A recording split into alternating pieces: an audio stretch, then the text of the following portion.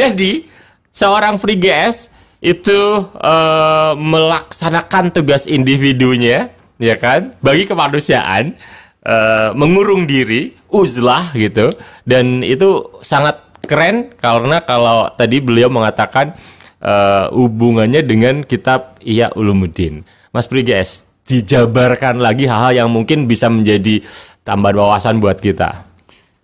Uzlah itu sebuah keadaan yang sebetulnya kalau secara sosial dan politik itu lockdown itu ya.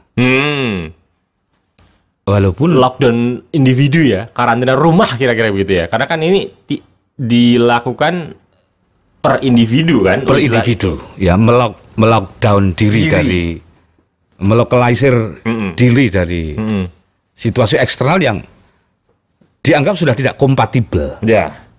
Bisa karena medis, bisa karena politis, bisa karena juga demoralisasi. Ya. Ada banyak alasan yang variannya tidak tunggal. Tapi intinya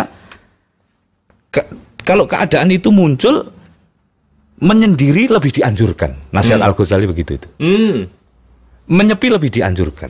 Ketika tadi suasana di luaran tidak kondusif untuk hal yang baik bagi kita. Iya.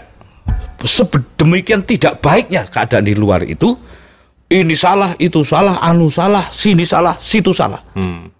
Kemana muka menuju, ketemunya kesalahan-kesalahan yang mendestruksi kedaulatan pribadi seseorang. Ya. Apalagi kedaulatan tauhidnya. Nah, ini dianjurkan oleh Al-Ghazali, sepi, beruzlah, jauh lebih recommended. Nah, tetapi kan kita ini agak sulit untuk menguzlahkan diri di era ini, Mas Doni. Betapapun di luaran itu banyak yang sekali yang kita tidak setuju. Pembangunan yang kita tidak setujui. Kepadatan yang tidak setujui. Politik yang kita tidak setujui. Kesalahan tata ruang yang kita tidak setujui. Even banyak hal yang kecil pun kita nggak setuju. Iya. Tetapi sulit kita untuk melakukan penjarakan. Ya, karena kita semacam sudah menjadi bagian dari kerumitan itu semua. Oke. Itu yang membuktikan bahwa uzlah itu sesuatu yang luar biasa. Karena untuk menuju ke sana itu screeningnya cukup kuat ya. Iya. Saya penampil publik, pembicara publik. Iya. Bagaimana saya bisa beruzlah? Iya. Nah, maka kalau kita ini sebetulnya di dalam hati kita masih ada sebutir zaroh saja. Keinginan ingin baik, keinginan rindu untuk menjadi orang baik. Walaupun mungkin kita orang yang tidak terlalu baik. Tapi keinginan itu sendiri itu masih dirawat oleh alam semesta loh. Ya mungkin orang semacam itu banyak sekali di antara kita itu. Atau setiap kita memiliki kecenderungan ingin menjadi orang lebih baik itu. Iya. Maka daya bantunya diberikan oleh alam. Bernama COVID-19 ini. Oke. Kalau tidak begitu bagaimana saya punya alasan? I see. Itu bagaimana saya mengamankan emosi primer saya dulu. Oke. Kalau tidak, wah ini terjemahan saya salah. Bisa frustasi saya, bisa depresi saya. Seluruh job batal. Ya. Pemasukan tidak ada. Ngomong kepada siapa?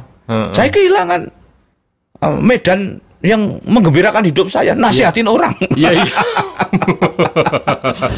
Penasihat tanpa umat, wah bisa depresi aku. Itu, ya. Berarti boleh dibilang sebetulnya kalau kita melihat dengan mata yang lebih dalam, kita harus berterima kasih dalam tanda kutip ya dengan COVID-19 ini. Butuh spiritualitas yang cukup untuk bisa melakukan pengaminan kepada itu. Kalau hanya basa-basi sebagai sebuah lip service gitu, nggak kuat energinya. Aku pun ngomong begitu karena baru dengerin Mas Pri tadi itu loh. Iya. Karena ini memberikan background yang lebih kuat untuk kita bisa uzlah. Which is kita tahu uzlah itu sebetulnya hal yang bagus gitu. Untuk sebuah keadaan yang sudah bersifat extraordinary. Ya. Ini kan sudah extraordinary. Sangat. Tidak hanya bagi Indonesia, apalagi Indonesia ini extraordinary. Dilihat dari keragaman bagaimana kita mengapresiasi situasi ini. Iya. Iya kan? Jadi kalau ada orang yang sudah sedemikian extraordinary yang sebetulnya menjadi alasan yang cukup kuat untuk melihat ke dalam, look inside dan uzlah gitu, kok nggak dapat itu, alangkah. Oh ya, ini kerugian yang agak fundamental menurut saya. Ya, jadi sedih itu sendiri sudah derita. Kerugian atas kesedihan itu derita yang lebih berat. Yeah. Tapi kalau kita di dalam menderita kok mendapat sesuatu, bukan hanya impas, tetapi juga surplus pada akhirnya. Yes. Ini loh Mitra Idola, bagian ini aku ingin garis bawahi gitu ya. Melihat lebih dalam suatu hal yang extraordinary, tidak bagusnya, yang kita sangat tidak suka. Tapi ternyata kita harus berterima kasih karena itu memberikan kekuatan pada kita untuk menuju hal yang lebih baik lagi. Dan mungkin sekarang ini kita rugi, tapi ketika derita ini kita tebus dengan hal yang bagus, akan surplus di kemudian hari. Makasih Mas Pri. Nanti segmen ketiga ini akan kita masuk ke teknis ya. Iya. Teknis agar masing-masing kita bisa bertukar pelajaran. Oke. Karena di setiap kita itu ada mandat-mandat urgensi. Jadi urgensi saya di hari ini mungkin ini. Iya. Nah itu semoga malah ketemu di hari-hari ini. Oh. Urgensi Mas Doni itu. Semoga malah ketemu di hari-hari ini. Urgensi Mas Ade, urgensi itu keterdesakan gitu, kemendesakan gitu, urgen gitulah. Yang case-nya tiap orang sangat beda ya kan? Sangat beda dan itu lebih dari sekedar penting, lebih dari sekedar important, tapi urgen sudah. Oke. Setiap kita harus menemukan urgensi kita. Itu Mas Doni.